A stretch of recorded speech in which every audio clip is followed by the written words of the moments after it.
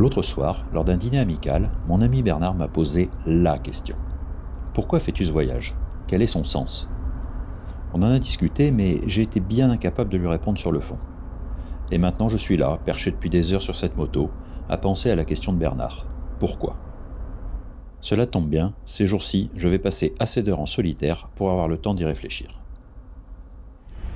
Nous y voilà, 2 mois après, me revoilà à la station d'Esso de Narbonne pour la reprise du voyage.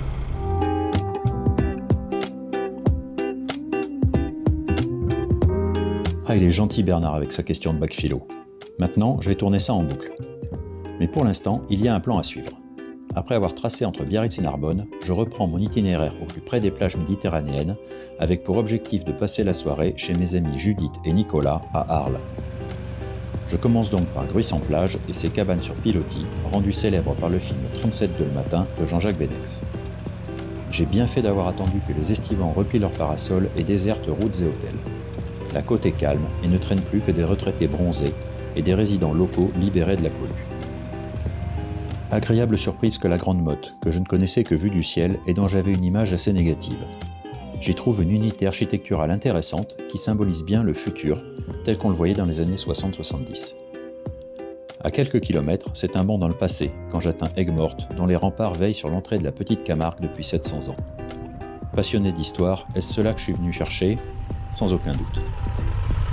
À défaut des grands fleuves d'Afrique, j'offre à Coquette une micro-aventure exotique en passant le Petit Rhône par le bac du Sauvage. Voilà typiquement le genre de choses amusantes que je viens chercher dans ce road trip. Cela fait donc déjà 2 éléments de réponse dans cette espèce de quête initiatique.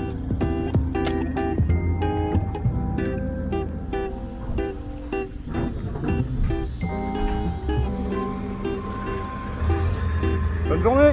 Et je ne crois pas si bien dire, car même si je suis en selle depuis plus de 10 heures, j'ai la joie d'arriver au Sainte-Marie-de-la-Mer où je retrouve mon ami Nico qui est venu à ma rencontre avec sa belle Guzzi.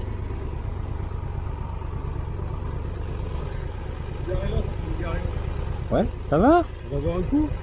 Ah ouais. On va repartir de suite. Non, on va boire un coup. Quelques panachés plus tard, Nico m'amène chasser les moustiques sur les routes de Camargue. Je réalise que même si je suis quelqu'un de raisonnable, je pourrais être assez dingo pour traverser le pays afin de boire un coup avec un pote. Surtout sur un coup de tête. Le genre de débilité qui font les meilleurs souvenirs. Eh bien, voilà un élément de réponse pour Bernard. Le simple bonheur de faire tous ces kilomètres en solitaire en rêvant de l'instant des retrouvailles avec des amis lointains. Et quand cet instant arrive enfin, profitez du moment.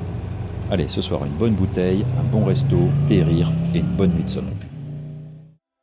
Écrasé par la fatigue de mes 725 km et 14 heures de route, je n'ai pas trop philosophé cette nuit sur le but profond de ce voyage. Un nouveau jour se lève et traversant la Camargue, je mets le cap sur Marseille puis Toulon. Malheureusement, je ne vais pas pouvoir flâner. Un impératif professionnel vient de raccourcir le temps disponible pour ce trip. Je n'ai que quelques jours pour rejoindre Menton, traverser les Alpes et atteindre Thonon-les-Bains où je laisserai Coquette pour retourner au boulot. Mais pour le moment, je savoure chaque seconde.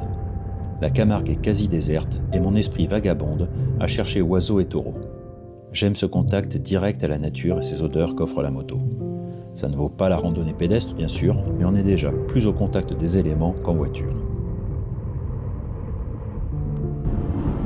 Le passage du Bac de Barcarin est une véritable frontière. La courte traversée fait basculer du calme de la Camargue aux industries de Fos-sur-Mer, ses entrepôts géants et ses usines. Presque plus aucun insecte ne vient s'écraser sur la visière et les odeurs de nature laissent place à celles de la pétrochimie. Mais là aussi c'est le charme de la moto. On voyage énormément par les odeurs. Ah Marseille!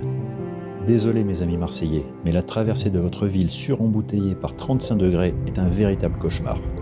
Et ruisselant de sueur, je quitte sans regret cet enfer par la superbe route des Crêtes vers Cassis et La Ciotat.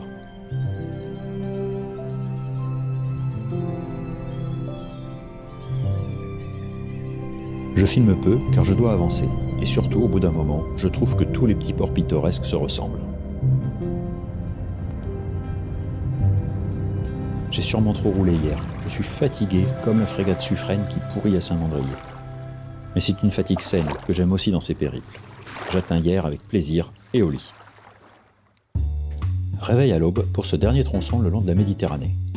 Ce soir, après Saint-Tropez, Cannes, Nice et toute la Riviera, je toucherai mon 3e coin de l'Hexagone à la frontière franco-italienne de Menton.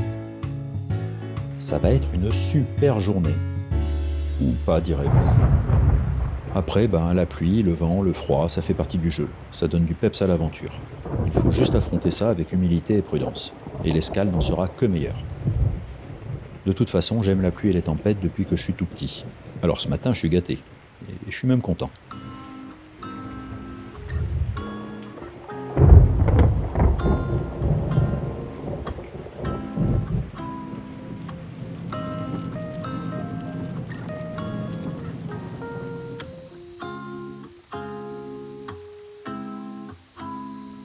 C'est quand même une drôle de journée qui alterne orage et grand soleil. J'ai l'impression d'être dans mon Pays Basque tellement la météo change vite. J'arrive quand même à admirer la baie de Saint-Tropez et ses yachts gigantesques avant de me retrouver dans un bouchon digne du périph' parisien vers Sainte-Maxime. Tous les touristes restant sur la côte se sont visiblement retrouvés ici. Une petite pause histoire sur la plage du Dramont à Saint-Raphaël où les Alliés débarquèrent en août 1944. Dire que dans quelques temps, je serai sur les plages du débarquement de Normandie. Je réalise que ce voyage va me faire passer dans pas mal de lieux marqués par les 2 guerres mondiales.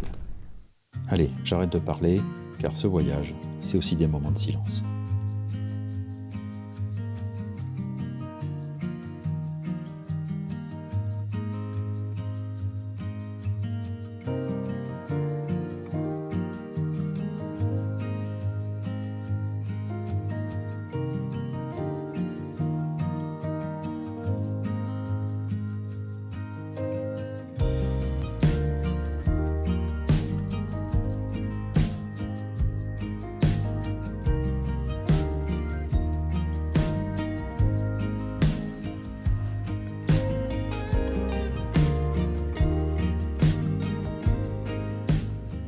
Et ça y est, on y est. Je touche la frontière italienne. Demain, je tourne le dos à la Méditerranée pour m'enfoncer dans les montagnes. Je suis tellement impatient. Et puis j'ai trouvé quelques réponses au pourquoi de ce voyage. Mais je pense en trouver encore d'autres dans les vallées et sommets des Alpes. Allez, la quête continue.